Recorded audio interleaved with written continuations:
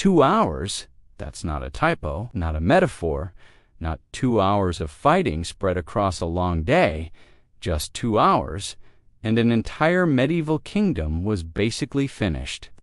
That was the Battle of Mohács. In 1526, the historical equivalent of showing up late to a final exam, sitting down, and immediately being told you already failed. Hungary didn't slowly decline here. It didn't get worn down over years of war. It didn't even get a dramatic last stand. It just collapsed. Before lunch, by the early 16th century, Europe was changing fast. Gunpowder was replacing knights, cannons were deciding battles, and anyone still relying on medieval traditions was about to learn a very painful lesson. Hungary, unfortunately, was still living in the past armored knights, feudal levies, and a political system held together by hope and arguments. Meanwhile, to the south, the Ottoman Empire was doing the exact opposite. Modern army, professional soldiers, artillery, logistics, and a sultan who knew exactly what he was doing. That sultan was Suleiman the Magnificent.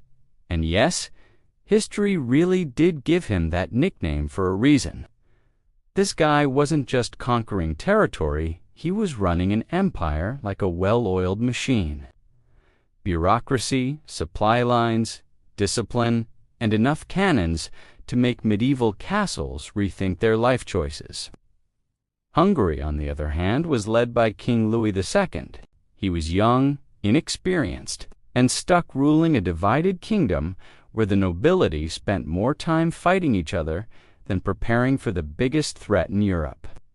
If Hungary was a house, it was already cracking at the walls. Mohács just knocked the whole thing down. Suleiman marched north with an army that knew exactly what it was there to do. Tens of thousands of soldiers, janissaries with firearms, heavy artillery, cavalry that had been campaigning non-stop for years. Hungary scrambled together what it could. Nobles brought their personal troops. Knights showed up in armor designed for battles that no longer existed. Reinforcements from allies were late, missing, or never coming at all. This was not a clash of equals. This was a medieval army running headfirst into the early modern world. The battlefield near Mohács was flat, open, and wet, basically the worst possible place to face an artillery-heavy army when you're relying on cavalry charges. But Hungary didn't have many options, and waiting longer just meant letting the Ottomans dig in even more. So they chose to fight. And this is where things go from bad to incredibly fast. The Hungarian plan was simple: charge hard, break the Ottoman center, and hope everything works out. It was the military version of, if we run at them confidently enough, maybe they'll panic. Spoiler, they didn't. When the battle began, Hungarian cavalry charged forward like it was still the 1400s, and at first it looked promising. Some Ottoman units were pushed back. For a brief moment, a very brief moment, it looked like Hungary might actually pull this off. Then the Ottomans did what modern armies do. They let the charge happen. Ottoman artillery opened up. Cannons tore through advancing knights. Firearms ripped into packed formations. Cavalry that relied on shock and momentum suddenly found itself slowed, disorganized, and bleeding. This wasn't heroic combat. This was target practice. The battlefield turned into chaos almost immediately. Hungarian formations broke apart. Officers lost control. Soldiers who expected a glorious clash realized too late that steel armor doesn't mean much when cannonballs are involved, and once momentum was gone, panic followed. The Ottomans counterattacked with disciplined infantry and cavalry. What had been a bold charge turned into a retreat, then a rout, then a massacre. From the first charge to total collapse about 2 hours. That's it. 2 hours after the fighting started, the Hungarian army effectively stopped existing. Thousands were dead, thousands more were fleeing. Nobles, knights, soldiers gone, and came the final insult. King Louis II tried to escape. No heroic last stand, no dramatic speech, just a desperate retreat through marshy terrain. His horse stumbled, he fell into a swamp or stream, and drowned under the weight of his armor. The King of Hungary didn't die gloriously in battle, he drowned while running away.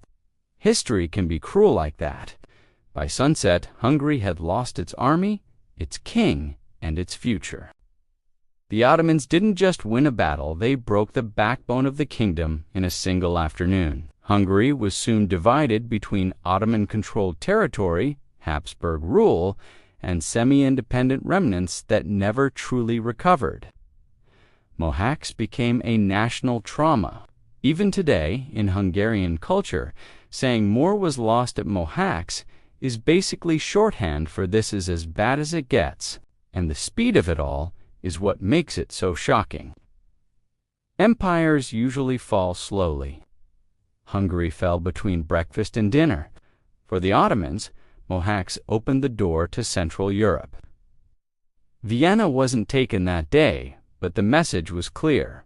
Medieval Europe was outmatched, and the balance of power had shifted. For Europe as a whole, Mohács was a warning shot. Gunpowder warfare had arrived, and tradition was no longer enough to survive. And for Hungary, Mohács became the moment history split in two, before and after. So what's the lesson here? If your army is built for yesterday's wars, tomorrow will erase you quickly. If your kingdom is divided, your enemy won't be. And if a battle ends in 2 hours, it probably means the outcome was decided long before the first sword was swung. The Battle of Mohács was just a defeat. It was a speed run through national collapse. A reminder that sometimes history doesn't drag things out for drama. It just hits endgame and moves on. 2 hours, one battlefield, one kingdom gone.